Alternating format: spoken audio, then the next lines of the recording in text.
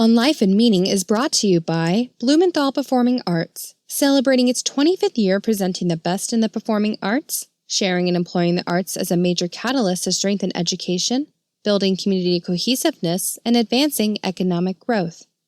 Further support is provided by Foundation for the Carolinas, inspiring philanthropy and empowering individuals to create a better community.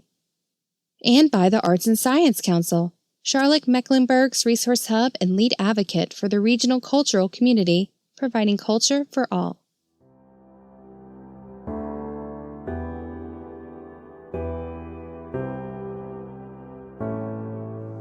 As a little girl, I always knew in my heart I wanted to make a difference.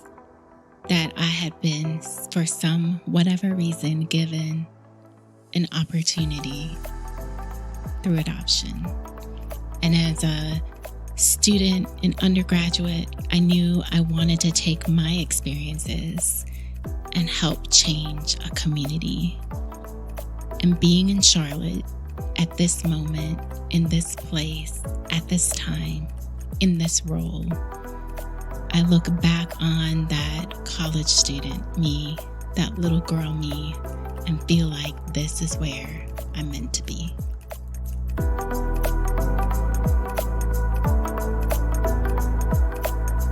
Stephanie Cooper-Lewter is Executive Director of Leading on Opportunity, an initiative to improve economic mobility in Charlotte. She is responsible for developing goals and strategies to implement systemic change to give all citizens an equal chance to thrive. Stephanie previously served as Vice President of Initiatives and Public Policy for the Sisters of Charity Foundation of South Carolina, and as President and CEO of Big Brothers Big Sisters of Greater Columbia, South Carolina. She has received numerous awards, including the University of Minnesota Distinguished Alumni Award. In this episode, we explore the work of the Leading on Opportunity Initiative, Economic Mobility, a personal journey of being adopted and overcoming poverty, and living into purpose. I'm Mark Paris, and this is On Life and Meaning.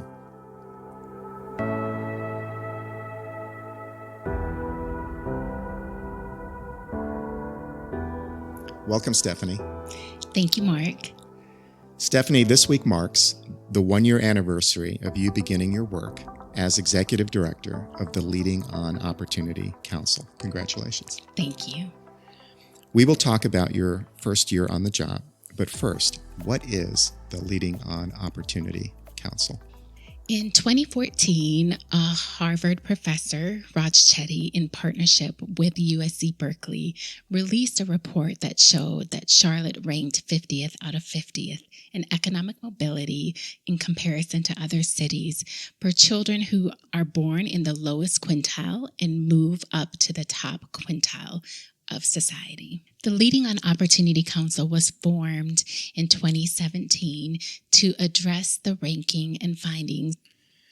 If the measurement was the bottom quintile to the second or middle quintile, Charlotte could very well be much higher on the list relative to the other cities that was ranked. Is that correct? It is correct. We haven't looked specifically comparing that, but we do know that within the lowest two quintiles, 30% of children have a chance to move up to the middle, fourth, or top quintile in Charlotte. Is the measurement upon which the ranking is based relevant to you? Yes, it's relevant, but it's not the only measure.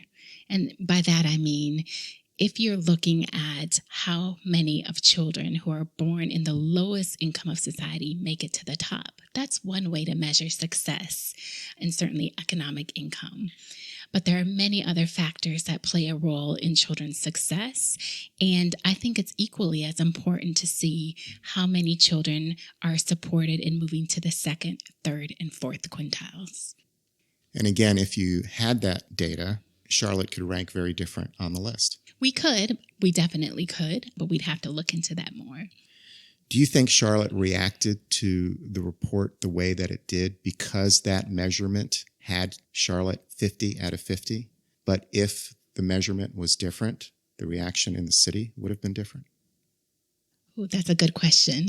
I joined Charlotte later, and I think that Charlotte as a whole, there were people really shocked and caught off guard by that ranking.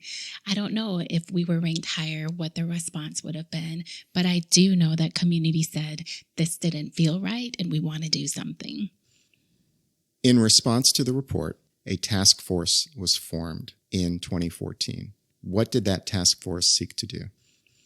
So in 2014, it's my understanding that that task force looked at the data that Chetty released and then began to look at additional local data as well as what could they learn from local experts and regional and national experts to help inform how could we select some new strategies to change where Charlotte ranks in the future. And so they spent several years looking at that data from 2014, digging into listen to community as well as learning from local experts about the work. And who led that task force? That task force was led by Dee Odell and Dr. Ophelia Garman-Brown. Dee Odell is a banker with U.S. Bank, and Dr. Ophelia Garman-Brown is a family practitioner, physician with Novant Health. Incredible community leaders as well. And what is it that the report recommended? So the report recommended that was released in March of 2017 after the task force completed months of study. It recommended several areas of focus, 5 really, 2 cross-cutting factors, the first being the impact of segregation, the second cross-cutting factor being social capital, and then also identified 3 social determinants that could greatly impact the trajectory of children, beginning with the importance of early care and education, college and career readiness, and child and family stability. And so the report came out with 21 strategies, between 93 to 100 potential beginning recommendations, and was really a call to action for community to say, after research, after listening to community, here are some community-inspired strategies that we believe, if implemented across systems with a systems approach, we could change the outcome of future generations. The report says, after much deliberation and fierce debate, we narrowed our focus to 3 highly interrelated determinants we believe are most likely to have the greatest influence on the opportunity trajectory of an individual. And, as you mentioned, it mentioned early care and education, college and career readiness, and child and family stability. Why do you think there was fierce debate that those were the 3 determinants that mattered? I think because there are areas that they didn't include. Health as one. They didn't tackle other big areas. So the debate was, how much do we include? And how do we, with any decision, what do we keep in and what do we keep out? And so I think that was the debate. You could put 100 probably determinants. And so really narrowing in on what does the data or evidence show can be pivotal in making a change for children. And as you mentioned, the report identified 2 factors that cut across all determinants, impact of segregation and social capital. Can you talk more about why those 2 factors are so significant? Absolutely. The impact of segregation is really the heart that the report identified. And that was because it really acknowledged the significant role that segregation and racialization play in the current opportunity narrative for children. And in identifying that, they really spoke to the importance of building an inclusive, fair, and just society. So racial segregation as well as economic segregation in Charlotte is clearly identified by clear mapping patterns. And where someone lives, the zip code one is born into can almost determine their destiny in life. And so I was excited and really impressed by that. Charlotte called that piece out to bring significant attention to segregation. In addition, the other cross-cutting factor of social capital helps to ensure and lifts up the fact that segregation really reduces your opportunity for moving out of poverty, but social capital, those bridges, those bonding, and those linking strategies that you have in relationships with others can help expand opportunity. And so it was looking at what hinders and what could support. So building bridges across difference can help people who are in one particular neighborhood over another. Stephanie, when the report was released in March 2017, a Leading on Opportunity Council was formed. What was the work of the council? So in 2017, as the baton passed from Dee and Dr. Ophelia to James and Andrea, their charge as council co-chairs was to create a council, a new group of leaders, to really begin the implementation work around all the recommendations within the report. So that was their charge. And among their charges was hiring an executive director. Mm-hmm. And in February 2018, roughly a year later, you came on board. Yes. On the timeline then, from the release of the original report by Raj Chetty to you coming on board, 4 years went by. Yes, that is correct. Stephanie, how do you assess that timeline between the release of the original Raj Chetty report and you coming on board to begin implementing strategies to address the issues raised in the report? Mm-hmm. I certainly think that the timeline to study further was much needed. I think that no community wants to react to a national report and just jump in with recommendations and solutions, having not done the research locally and really digging in. But the upside to it is that a lot of people within community have stayed continually engaged in the conversations as we continue to learn together. The potential downside is that it's been 4 years, and I'm sure there are some in community who say we've been talking about this forever. Stephanie, there was great fanfare and expectations even before you arrived to begin the work. Yes, I saw that. And what are some of the headlines you saw? Leading on Opportunity announces executive director, can Stephanie Cooper-Lewter bring Charlotte to the promised land, was one. And I may not have that completely accurate, but I remember reading it, still living in Columbia, South Carolina, and thinking, oh my goodness, what high expectation of a role am I stepping into? Perhaps I should have asked a different question in the interview process. Certainly, I understood there's incredible excitement to have an executive director now named. I was coming from outside community, but it also, I think, reflected some of the pressure of the immediacy of the work and expectation that the work move quickly. What immediate direction were you given?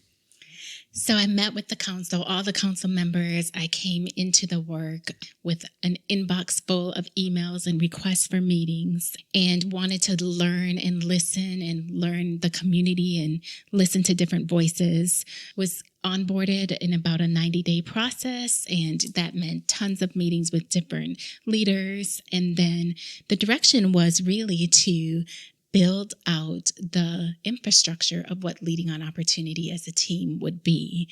And so that included identifying how would we do some initial hires.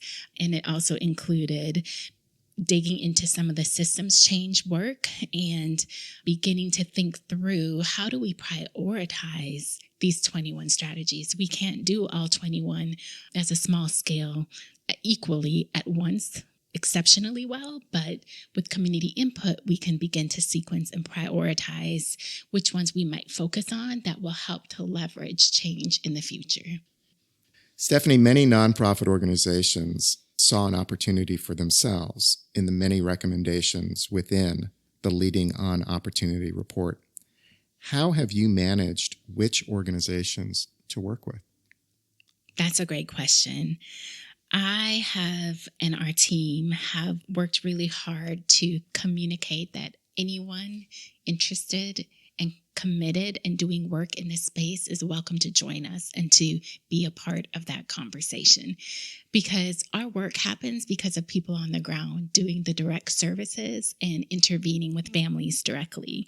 And so we are giving multiple opportunities for community voices to engage with us through our community impact alliances as an opportunity ambassador. We are launching our community impact alliance soon, and people can sign up and say, hey, I'm ready to participate under the Leading on Opportunity umbrella and bring our work to the table as part of that conversation. So we haven't necessarily picked partners at this point. We have just said openly, if you're interested or doing work in these 21 strategies areas, we'd love to hear from you and invite you to help shape how we move forward. Are there models that you are exploring that will help you prioritize your work? That's a great question, Mark. There are models. One, for example, would be a lifetime approach across the continuum. With that particular model, and this was actually mentioned in the task force report as well, you look at where are key intervention points across the lifetime of a child into young adulthood. So, for example, if we started with that model, it could be that we prioritize when that mother is pregnant and ensure that she has a healthy pregnancy and a healthy birth.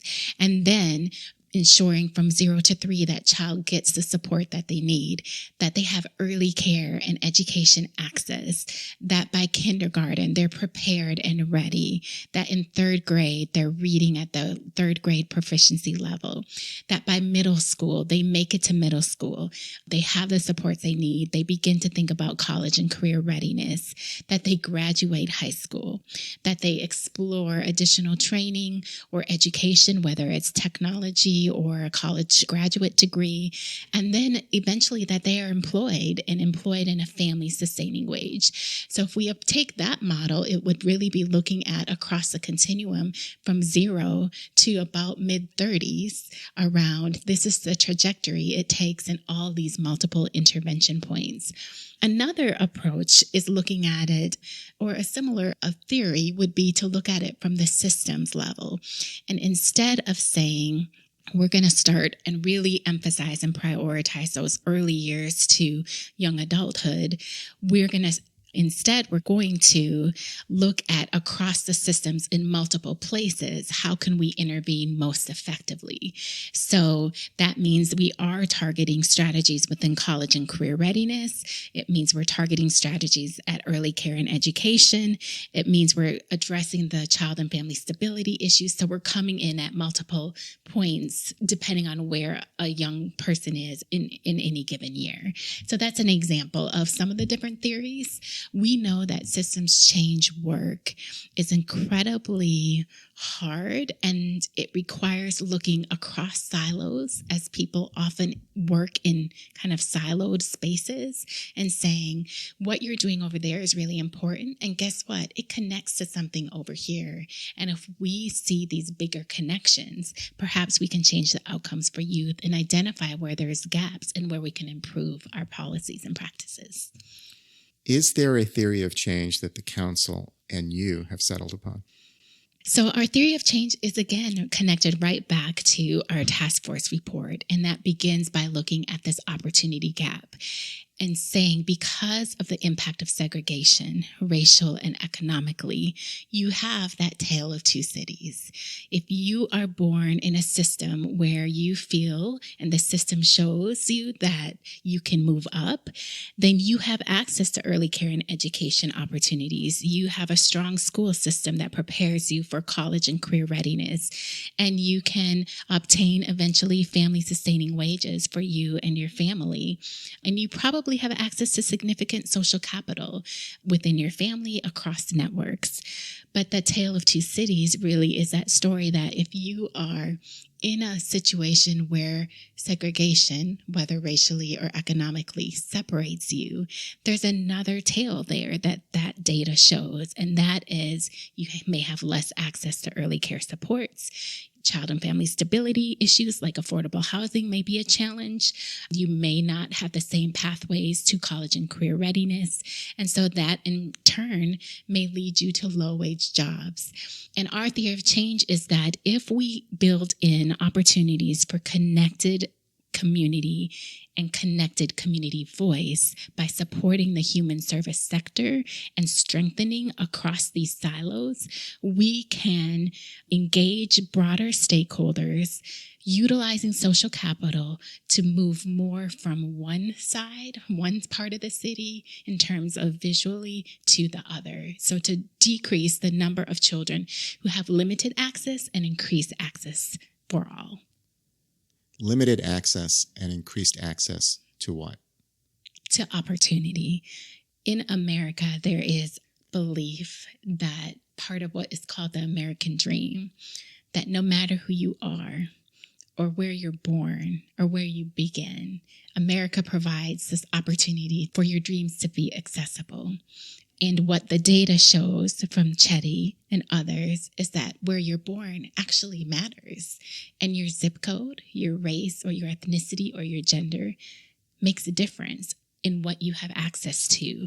And so we believe that if we can increase access to those opportunities, we can have a greater chance of more children accessing dreams.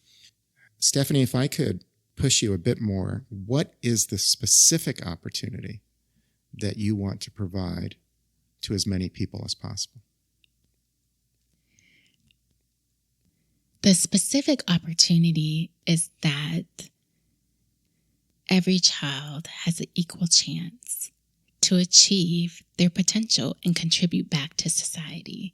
And where we see gaps, that's where we need to intervene.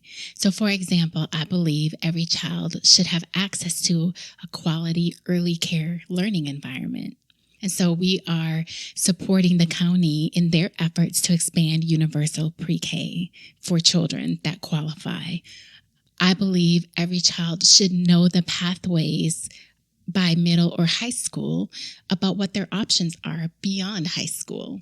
And so that means we're advocating for not only college graduation, but also access and expanded career pathways in technology, and access and expanded career pathways where you might not have to do a 4-year degree, but you can take care of your family as a result. So those are the specific types of access that we're thinking about. Access to affordable housing.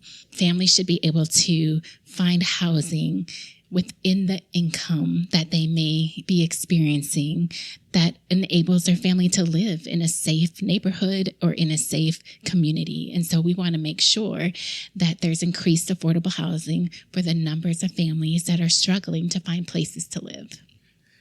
Stephanie, it seems with this work, economic mobility has become a catchphrase for every grant request. That if someone seeking a grant doesn't say the words economic mobility, they won't get funded. What do you make of that? What the report did well, and I think one of the biggest wins and successes has been, is that it shifted community narrative. It gave people a framework to talk about their work. And so, yes, I think a lot of people moved to embracing the language of economic mobility, and it is probably in every grant request and every proposal. I used to work in philanthropy specifically and would be on the other side of reading requests. I think the good news is that community said, hey, I'm all in. The challenge is then you have to dig a little bit deeper beyond I'm doing economic mobility work to see what are the specific strategies in place. How are you measuring the work that you're doing? And if there's spaces where there's lots of overlap with other organizations, are there opportunities to collaborate and to share some of those best practices? And we hope with our community impact alliances that we give some space for community who is in the work to explore together. How can we collectively address strategy I or K? Is leading on opportunity taking the oxygen out of the room for other initiatives in the city? I don't know. Hopefully we're bringing oxygen into the room to inspire and to connect people together. I'm sure there are some that might say it's getting all the attention. And one thing that I like about and hope I'm able to do in this work is to lift up our community partners in the work who are doing an incredible job. Stephanie, what are you winning at? We're winning at the fact that community continues to step forward and say, we're all in. We want to be a part of this opportunity movement.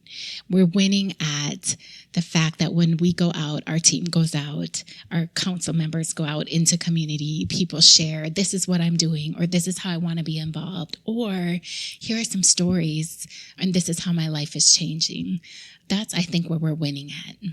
And I think we're also winning at forming an incredible team for the Leading on Opportunity work. I now have a team of 4 others. We have 3 community impact directors, and they are phenomenal, who have each taken different areas of the work and are digging deep into community to think about how do we prioritize and sequence these strategies, and how do we engage even more voices to come to the table. Our work is all inclusive. We envision this work as a multi-sector, multi-ethnic, and diverse group of people who come to the table with differing perspectives on how you go about implementing specific strategies. And together we have a collective community vision. Do you see your team as the people doing the work, or do you see your team helping facilitate other organizations doing the work? I see our team as transformative agents of change. And by that, I mean our role is to engage community. Our role is to amplify the work. Our role is to influence policies and practices and funding around systems change. And then our role really is to measure how is the community moving forward by creating and co-creating an opportunity dashboard at the end of this year that will be shared with community input on what specific metrics do we as a community want to say we want to work towards. And those measurements may end up being very different than the one that led to the ranking to begin with. It could be very different, absolutely, because we want local voice around how do we measure early care and education success? How do we want to look back and measure college and career readiness? What are those key markers? Stephanie, I know you are exploring the difference between equitable opportunity and equal chance in defining what success looks like. What is the difference between equitable opportunity and equal chance? So this is one we've been thinking a lot about, and equal chance is that everybody equally can achieve the outcomes and success that they are working towards. Equitable opportunities to me means that it's explicitly addressing inequities in place that hold certain groups or communities back. So in many ways, it's very similar, but equal chance has a little bit different connotation than equitable opportunities. So we're still thinking through what that might look like. Stephanie, why is this work important? This work is so important to community because we are leaving behind a group of children if we don't explore how to better support them in achieving success. And if they get left behind, then we end up missing out on how they could help Charlotte-Mecklenburg be the best community in this nation to live in. And so we don't want to keep leaving certain children behind. At its core, what is this work really about? Mark, this work is really about our community. It's about shared humanity. It's about seeing and connecting and recognizing and us all taking responsibility. It's about looking across a neighborhood and saying, what can I do to help this neighborhood's strengths and assets that are being untapped come to life? It's about seeing in other people yourself and knowing that what they want in life is probably very similar to what I want. It's about knowing that that single parent who might be struggling wants the same success for her children that another parent in a different part of town wants for theirs. So it's about all our children. And in the report, on the front of the report, it says, our children, their future, our commitment. So it's about all of us taking responsibility for all our children in our community. Stephanie, you've had quite a journey in life. You were born in India. Yes, I was born in India and left at Mother Teresa's Missionaries of Charity orphanage in Kanpur, India as a little girl, and lived for several months in 2 orphanages and then moved into an Indian foster care. You were given an orphanage name and an orphanage birthday. Yes, my orphanage name is Kripa. I was named by the sisters at the Missionaries of Charity, and I was given an orphanage birthday as well, since they didn't know my birthday, which is November 28th. You mentioned that you were raised by foster parents in India. Mm-hmm. How long were you under their care? I lived with Captain Pereira and his wife, Joan Pereira, for 102 days. I've done the math. And so I lived with them for 102 days back in the 70s. At the age of 2 years old. 2 years old, yeah. And then you were adopted. Mm-hmm. What were the circumstances of your adoption? I was adopted in the mid-70s to Minnesota, to northern Minnesota, a small town of about 4,000 people, into a white home. My mom was a single white American woman who wanted to raise a family and explored adoption. How is it that you were brought to America? I was brought to America by an escort, an American woman whose daughter was influential in the adoption process in India. And she was in India visiting and brought me along with 2 others on a plane from Delhi, India. We landed in Boston in the United States, and my adoptive mother then met me at the airport. What are your earliest memories of living in Minnesota? That's a good question. One of my first memories is actually in kindergarten, where the kindergarten teacher was someone that attended our church. And at one point during one of the days at school, a new girl was introduced into the classroom who also happened to be adopted like me. And I remember looking at her and thinking, wow, she looks a little bit like me.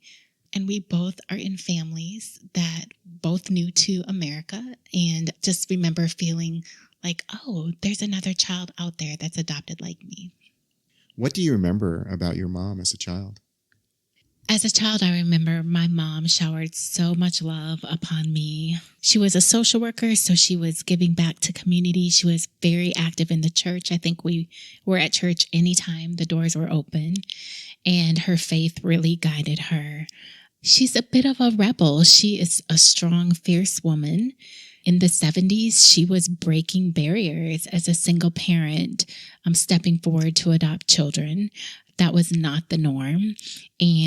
But she pushed the system to say, why not me? She's incredibly strong. And to this day, she still lives in the same city, the same home. She's a cancer survivor. She's a fighter, and she is just incredibly inspiring in terms of how she lives strongly her faith and lives strongly the beliefs that she's held on to. Your mother adopted 2 other girls who are your sisters. Yes. My middle sister is adopted also from India, from another city. She's 5 years younger than me, and my baby sister was adopted when I was 12, and she came at 3 months from Texas, and she is African American. And so we grew up in a small Minnesota town, and our little family was a little bit of diversity for that town. How would you describe your life growing up in Minnesota? I had a very sheltered life growing up. I was taught that you see no color. I was very loved. I had grandparents who showered tons of love on us. And as I grew into young adulthood and began the trajectory outside of my small town upbringing, I began to see that actually being a woman of color mattered to other people, and that people saw me and made some assumptions that I really didn't have the language for before. And so in young adulthood, I really had to begin to explore deeply, what does it mean to be Indian, raised in America, in a white family, in a white community, but also know that things like experiences of discrimination or racism or sexism influences how people see me. And my college years really were the place where I began to question a lot of what I believed and how I wanted to move and operate in the world. Stephanie, you went to Bethel College in St. Paul. Why Bethel? That's a funny story. Why Bethel? My mother was a graduate of Bethel College. And how I remember is that she said she would support me financially if that was the place I chose to go. So being the smart woman I am, I decided that would be the most realistic choice for me. I started out thinking I would be a psychology major and then shifted into social work. And what drew you to social work? The values of the profession, the values of equity and justice and self-determination, the values that you meet people where they are, that you suspend judgment, and that you walk along them in the journey and provide opportunities, if you can, for them to move forward in life and support them in how they see fit. Now, my mother was a social worker, and she said, don't ever become one because she knew how hard the work is. I eventually became that, but it's kind of funny how that all unfolded. At Bethel College, your life changed. Yes. When I was a student at Bethel, at 19, I realized I was pregnant, and my life trajectory shifted dramatically. And at that point, I first felt like my dreams were shattered. I had grown up thinking I would have the fairy tale story of going to college. I actually probably went to college to find Mr. Right, and that was probably my primary motivator. And so becoming pregnant at 19, having grown up and been kind of the good girl and followed the rules, and then experiencing that was a huge shock for me and a really hard path. And also being in an environment where that was not something looked upon favorably. I had to make some really strong decisions about how I held myself, how I carried myself, despite how people might talk. And I had to fight to remain in school. And I did that because I wanted to keep my daughter. I wanted to be a mom. I wanted to break the cycle of broken families. And I also knew that education, in the bottom of my heart, I knew that that could be the door opener for me. What was your experience as a young single mom? So as a young single mom, I had to ask for help, and that was really hard. I had to get assistance. I received welfare. I received food stamps. I received medical assistance. I received childcare assistance so I could remain in college. And so for about 2 years, 2.5 years while I was pregnant, and then until I graduated, I was experiencing poverty. But getting assistance and asking for help enabled me to accomplish my bigger dream, which was to graduate with my undergraduate degree. And once I graduated, my first job that I said yes to was to work with the Salvation Army in a program called Project Breakthrough. And that program was assisting other mothers who were exploring education and helping them move out of poverty, as well as supporting them in mentoring relationships with the Junior League.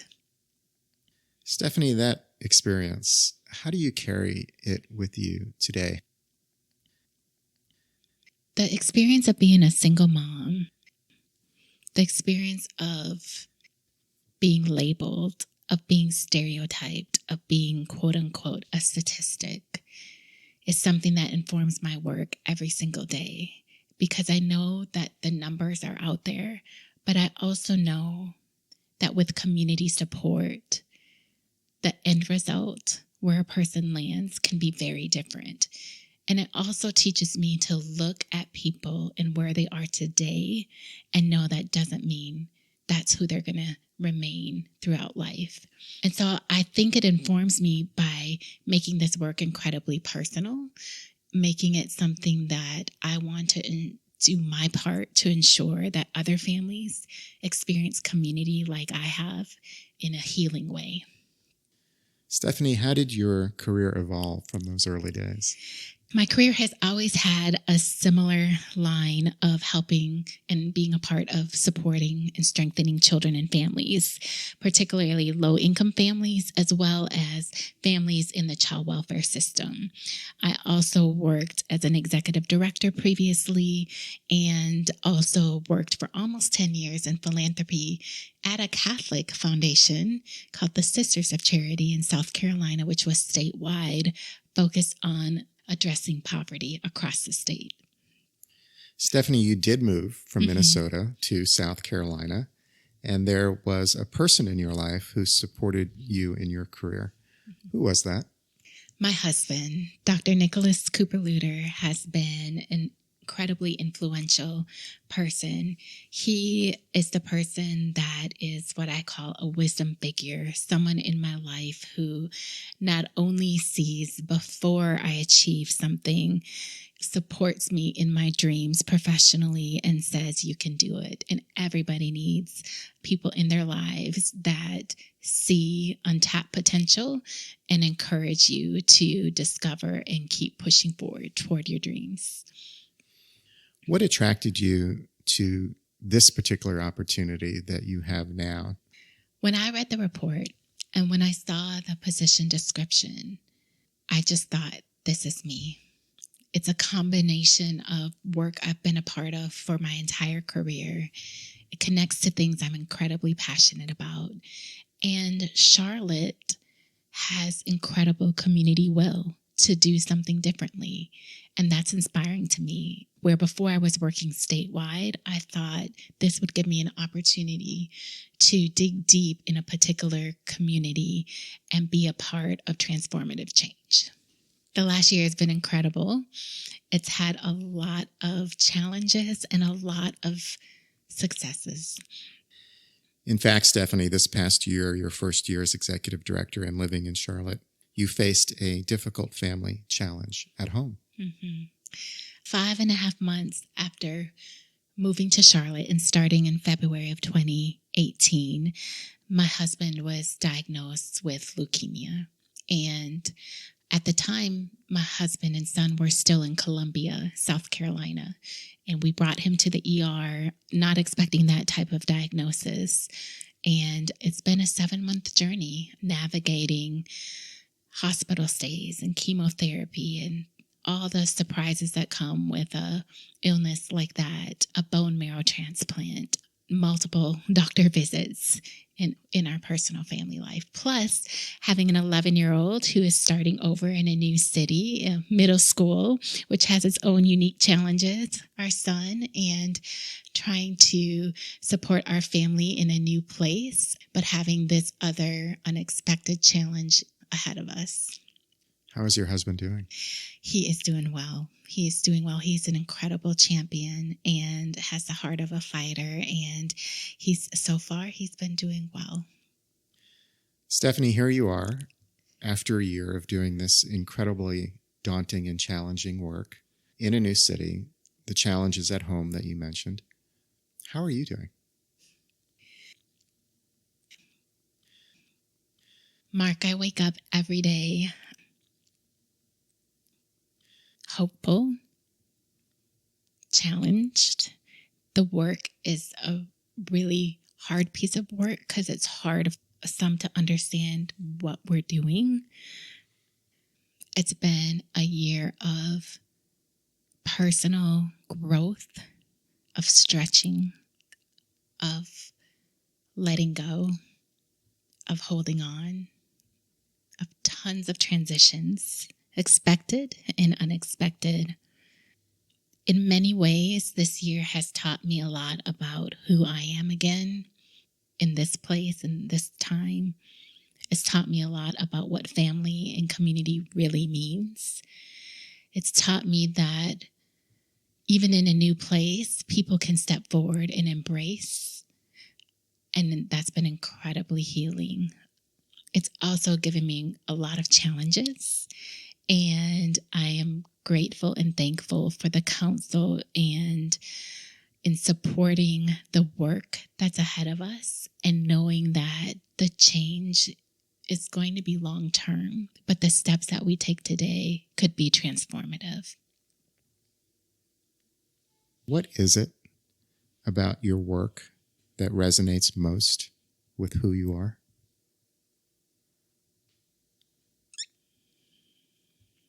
For me, the work that resonates is the fact that I get to be a part of seeing people's shared humanity, and that I get to be a part of building community, that I get to support voices that maybe are overlooked or underinvested in, and that I get to be a part of showing love and justice in this work. And so navigating multiple spaces, bringing people together, and hopefully being a person that brightens the room anytime they're in that space. As a little girl, I always knew in my heart I wanted to make a difference. That I had been, for some whatever reason, given an opportunity through adoption. And as a student and undergraduate, I knew I wanted to take my experiences and help change a community. And being in Charlotte at this moment, in this place, at this time, in this role, I look back on that college student me, that little girl me, and feel like this is where I'm meant to be. Thank you for your time today, Stephanie. Thank you.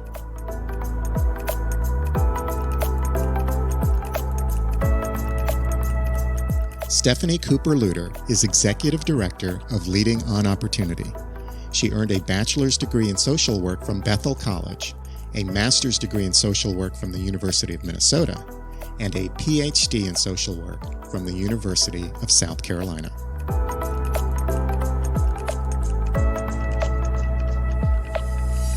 And now, a personal word. Stephanie Cooper-Lewter has adopted a city. She found a city in need and expressed a willingness to help. She applied to become an adoptive parent of the city with nervousness and hope. She was interviewed to understand her reasons for wanting to adopt. Her background and references were checked. She was selected for the role and completed legal arrangements and paperwork. Stephanie was then given the city to embrace. She has taken permanent responsibility for helping raise and nurture the city to a new level of maturity and adulthood. She is employing all the skills of parenting: encouragement, support, envisioning, mentoring, modeling, and love to help the city thrive. The city is Charlotte, a city I have adopted and one that has adopted me as well. That is the excitement of the place. Newcomers embrace and are embraced by what the city can be. Charlotte is a city permanently in transition to be more than what it is. Charlotte attracts makers and builders. It attracts people who are energetic and decisive. It attracts doers who connect and lean in. Charlotte has had its mottos over the years, including most recently, Charlotte's Got a Lot. Here is a motto I would love for citizens to declare: Charlotte, join the family. Come to Charlotte to belong. The city will embrace you and also expect you to pull your weight. Or better yet, a motto that challenges newcomers: Charlotte, create and lead. If you want to make a difference, the city welcomes you here. Now, we can say many things about Charlotte that add to the narrative. that the city is defensive and insecure. A lot of what Charlotte's got isn't much more than many other cities. That every time the city builds something new, it does it at the expense of something old. That sometimes Charlotte is kind of cheap, and it isn't as bold as it thinks it is, and it takes a long time to get things done. Those things are true too. Sometimes there isn't a lot of here. Charlotte is also two separate cities. A city the elite know, of ambition and privilege, of concentrations of wealth and comfort, of private schools and beautiful homes. And a city the elite know little about, of low-wage jobs and low expectations, of concentrations of poverty and instability, of Title I public schools and unaffordable housing. The Leading on Opportunity initiative is doing something more for Charlotte than responding to a ranking that hurt the city's pride, or attending to the sensitivity of city boosters, or shoring up Chamber of Commerce mottos. It is getting at who we are and want to be. It is truth and reconciliation work. It is digging up why many people in the city are left behind, and rebuilding the systems and structures that give all citizens an equal chance to thrive. Stephanie Cooper-Lewter and the citizens of Charlotte who are doing the work of addressing economic mobility are doing the work of adoptive parenting. It is caring for what is and will be. It is seeing all children as their own. It is hard and noble work of grace.